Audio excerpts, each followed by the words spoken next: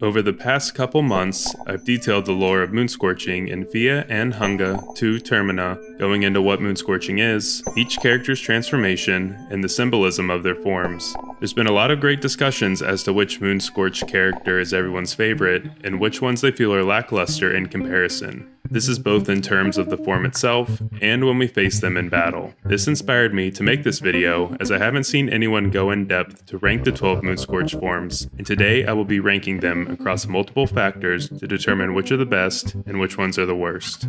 The criteria I will be used to rank the Moonscorched forms is based on two main components: their overall form appearance, and how it relates to their lore, and the quality of their boss fights. I've already covered the lore of each Moonscorched form in a previous video, which you can find here, so I won't be delving too deep in it today, besides what relates to the rankings, and let me know below which are your favorite and least favorite Moonscorched forms. Starting off with Olivia, her mechanical dance form brings a lot to the table, both design and lore-wise. It portrays her insecurities of being in a wheelchair and how she is perceived by others, while also drawing a strong parallel to her sister being the machine god, with mechanical dance's bottom half being a large machine-like pyramid. She can be somewhat troublesome in battle if you are unprepared, as her blades can cause arm loss to your party, but if you have armed guards, a Salmon Snake Soul, or the Guard Plus ability, she really isn't that difficult at all to deal with, and you can easily take her down in a couple of turns by attacking her torso.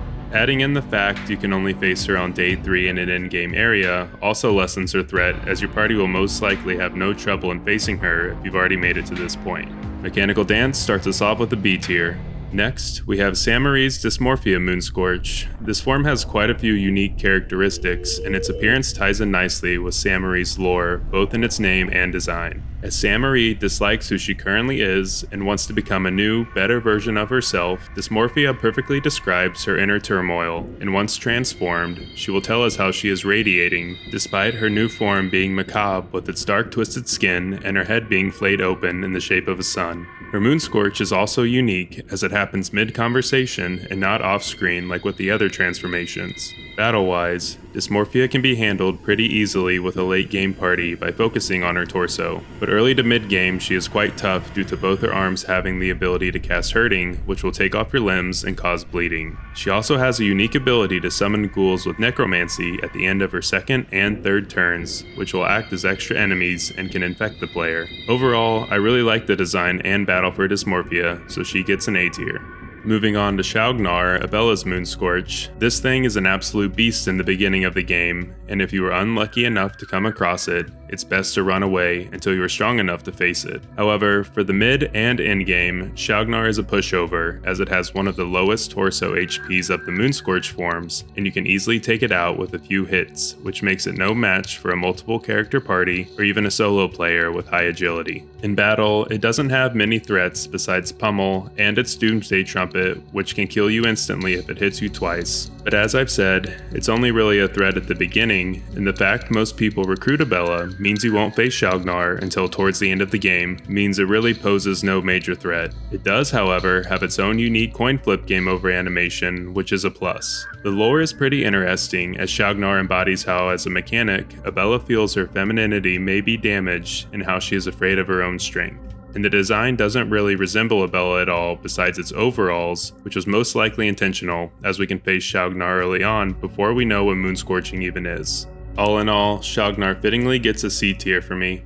The Gentleman is Henryk's Moonscorch, and unfortunately, it suffers from many of the same problems that Chaugnar does. Being as you're meant to encounter the Gentleman on the first day of the festival, he can be challenging due to his knife and fork attacks, which will cause high damage and can take off limbs. However, if you've recruited Abella, her wrench toss can help easily take him out in a couple of turns by hitting his torso, which only has 750 HP. If fought with the full party, or with extra turns, the Gentleman won't even be able to get an attack in, and you don't even have to fight him, as you can talk with him instead to get the key needed to enter the city. His design is also the weakest of the Moonscorch forms, as he keeps Henryk's clothes and only really grows larger and has a face like the other Moonscorch villagers. I get that this was so we wouldn't put together it was Henryk, but it still heavily pales in comparison to the others, and his fight is pretty mediocre. With that, the Gentleman becomes our first D tier. Karin's Moonscorch form, Valkyrie, easily has one of the coolest and intimidating designs, being a large harpy vulture mix with bellend enemies on her back. This beautifully ties together her lore of being a wartime reporter who sees herself as immortalizing soldiers who have died, just like a Valkyrie does, but instead being perceived by others as a vulture who profits off of death in the war. Her entrance is unique, as you will see Valkyrie flying eastward across the city of Rher towards the mysterious island in the lake, and her boss fight is in a completely new area which can only be accessed on the night of day 3 once she is Moonscorched. You will find a boat in the slums which you can then take to the island. With it being the night of day 3, you won't be able to have any other contestant characters in your party, making her boss fight much tougher, especially with how she attacks multiple times with her talons, and the bellends on her back can attack multiple times as well. Valkyrie gets an S tier. While Caligura isn't that popular of a character for obvious reasons, his monster Moonscorch form is surprisingly pretty cool and does a good job encapsulating his personality. It stands out from the other forms by being an absolutely revolting monster of a creature which aligns with Caligura's sadistic and sociopathic personality. It's found in the dirty water of the sewers, and I love its encounter as we first see its head pop up from the water twice before it pounces on the party. His battle brings a surprising sense of humor to the game from his infamous opening line, and how his main attack is called Hanky Panky. Jokes aside, he can be a tough boss, as his vomit attack hits the whole party, causing poison, and can inflict the Nausea 2 status effect, which will decrease both your accuracy and evasion by 20% and makes you take 5 times damage while guarding. This can put you in a pinch as it makes guarding ineffective, and he can hit up to 6 times per turn if all of his hands are intact. I never thought he would be up this high, but Monster gets an A tier. Pocketcat is a fan favorite character of Via and Hunga, and the reveal that Daan Moonscorch is into Pocketcat is one of the biggest twists in the game. The form itself looks awesome, with the towering cat glaring down at the player with a look of joy on his face, and a cool detail is his stance is mirrored by Daan's battle sprite. The battle with Pocketcat is one of the best, as true to his nature, he has multiple points where he will stop to talk with the player, one of them being where he will whisper dirty secrets to one of your party members, making them immobile, and the other where he says he can't directly kill us under his master's orders, but that if it's our wishes, it's fine. He then forces you to choose between losing an arm, leg, or your head. The fight is made even sweeter after playing the first game, as we can finally put an end to Pocketcat. There's not much else to say about this one, it's an easy S tier for me.